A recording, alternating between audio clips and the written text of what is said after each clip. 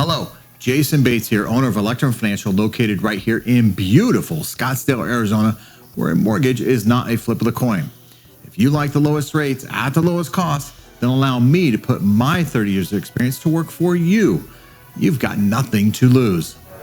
Here is this week's mortgage market at a glance. Stocks are suffering, but it's helping rates stabilize.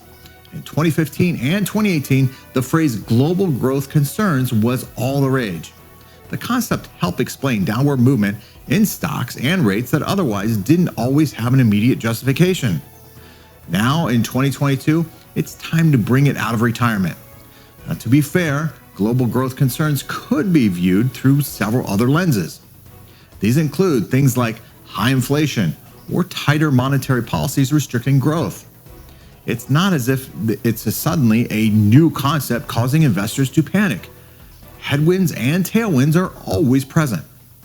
We're just reaching a point where tailwinds are no longer obviously outweighing headwinds. One other important point as it pertains to mortgage rates and housing is that I'm also seeing bonds show signs that they've completed the leg of their journey toward higher rate levels. The key motivation for that journey was the abrupt change in the tone of the Federal Reserve at the start of the year. We can see how Fed rate hike expectations spiked at the time, and now they've pretty much leveled off as of recently. The following chart shows where traders were betting to see the Fed funds rate by the end of May and June. May has flatlined because the Fed meeting for May already happened. The orange line shows me the expectations are settling in on a 0.5% hike in June, which is exactly what the Fed has promised.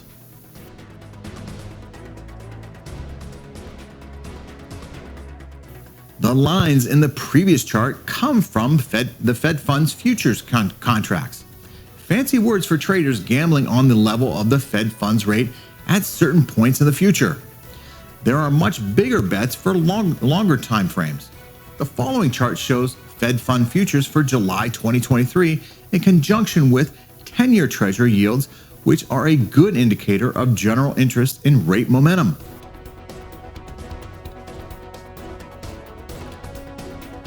The previous chart shows that 10-year yields hadn't quite priced in the expected surge in the Fed funds rate until just recently. That surge was driven by an even bigger surge in inflation.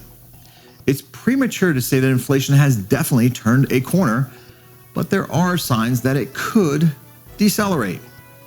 As long as that continues to be the case, and who really knows for sure, rates could continue to move sideways, albeit in a volatile range.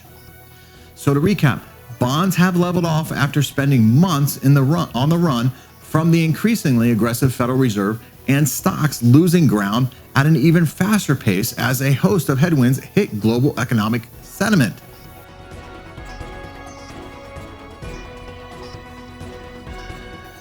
As the previous chart shows, most of 2022 has seen stocks and rates move in opposite directions. This is typical of timeframes where the Fed is tightening or even signaling the tightening of monetary policy.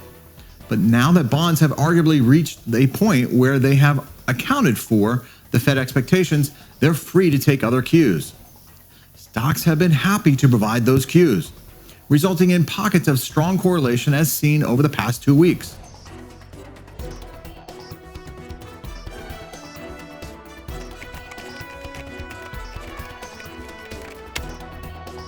Not really. It just happens to be an impressionable moment for rates, and stocks happen to be making a lot of the noise.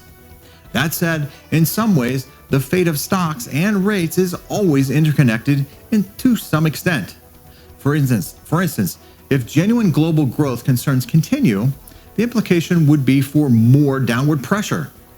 As I consider the prospects for the chance that rates could fall further, it's important to consider the context. If I only look at the month of May, things are going fairly well for mortgage rates.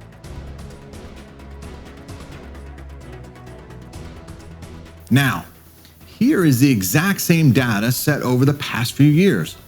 May 2022 quickly gets lost in the shuffle.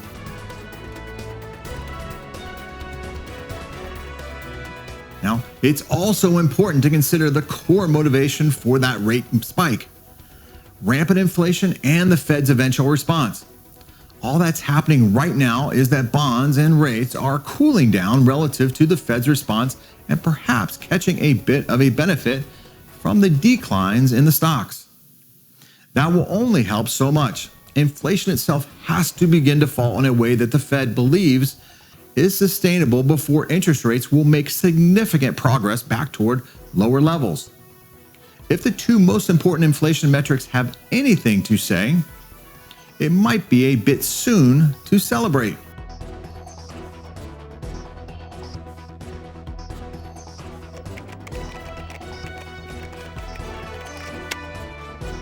Existing home sales fell almost exactly as much as economists expected. They're well off their recent highs, but well above most of the past decade. Meanwhile, construction of new homes, though nowhere nearly as big, continues its general upward trend.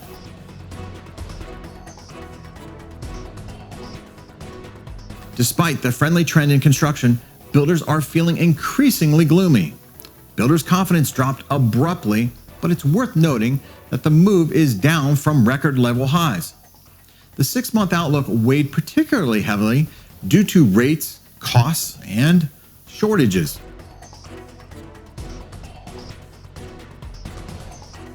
Shortages are evident in the gap between housing completions and building permits, which is now at a long-term high.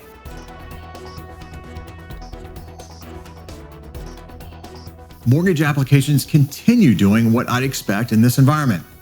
Refi apps are about as low as they get, and purchase apps are off, but still fairly well in line with what I'd consider to be strong levels before, the pandemic.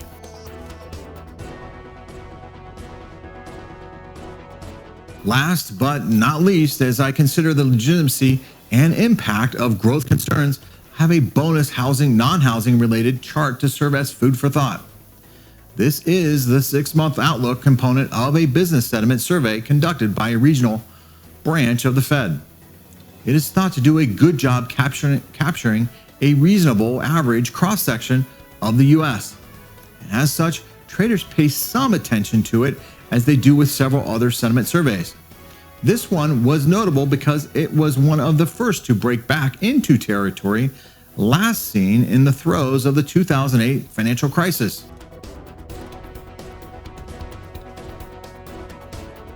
So there you have this week's mortgage market at a glance. If you'd like to know more, reach out to me. I'd like to meet you. Thanks for watching, and if you're looking to purchase or refinance a home in Arizona, I'd like to be your broker of choice. Until next time, take care and stay safe.